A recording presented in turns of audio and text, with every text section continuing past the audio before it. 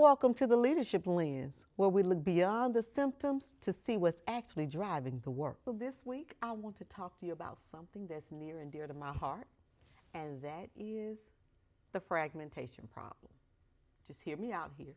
Let me talk to you about what that is before you say, oh, it's not for me. If you get the sense that your teachers are being pulled in 5 different directions, it's a fragmentation problem.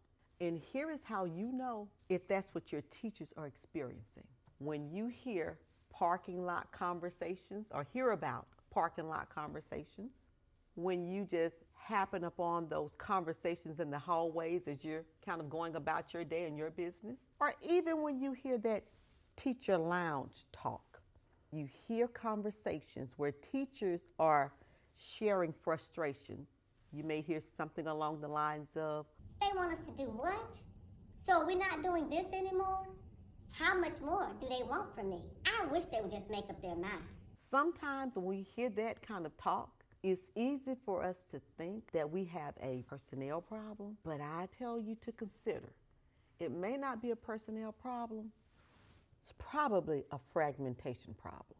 And that comes about because in this business of improvement, it's easy for us to look at other districts and even other schools that look like ours. Here's a district that looks like ours. Here's a school that looks like ours.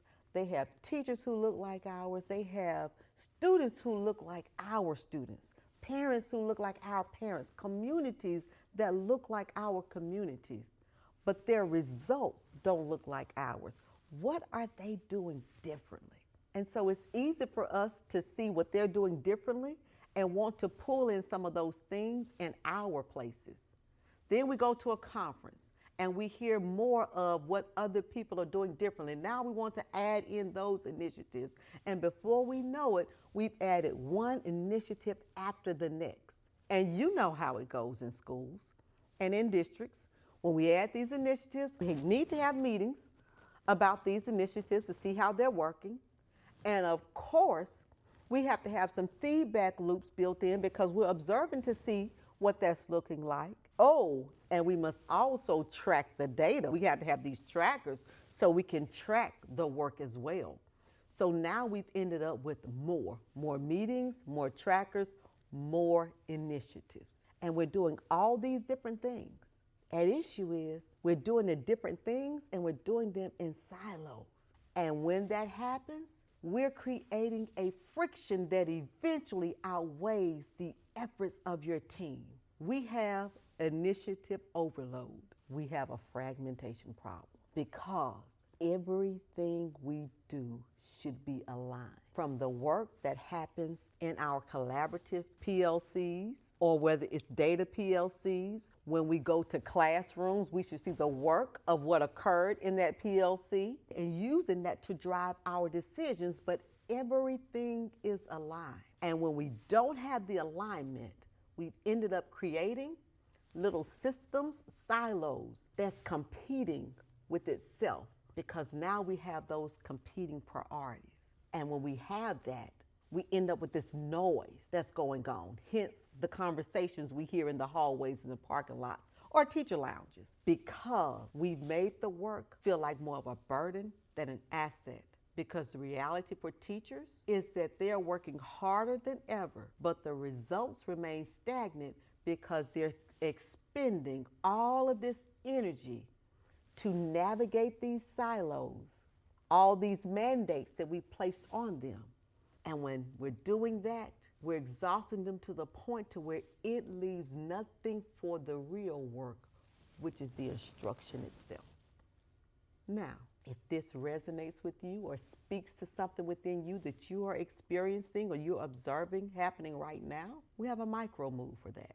Remember now, micro moves are those small intentional shifts that help you reclaim your leadership to build a system that holds. Here's your micro move.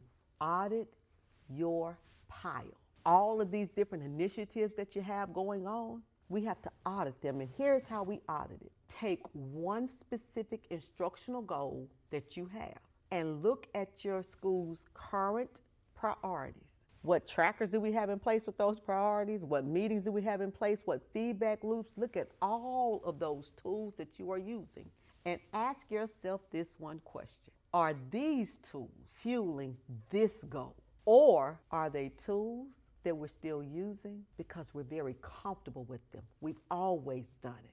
Or they were attached to old initiatives, and you really just haven't had the courage to stop.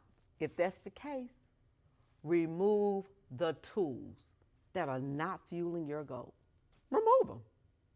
Now, before you run out full steam ahead and want to just stop everything, understand that before you try to improve the work, you want to first make sure that it's actually aligned. Because at the end of the day, we want to make sure that the systems are actually helping the team instead of burdening them by just giving them one more thing to do. Tough love moment here. Stop adding, start aligning. Because when you do that, you clear the path so that the work can move forward with more clarity. When the work moves with more clarity, that means the people are clear. And if the people are clear, the work is moving with more clarity and the results follow. And that's what we're after, making sure that the results for our students are following the work that we're doing. It's micro move time. I'm Jay Longino. As the work continues, come on back next week so we can continue learning and growing together.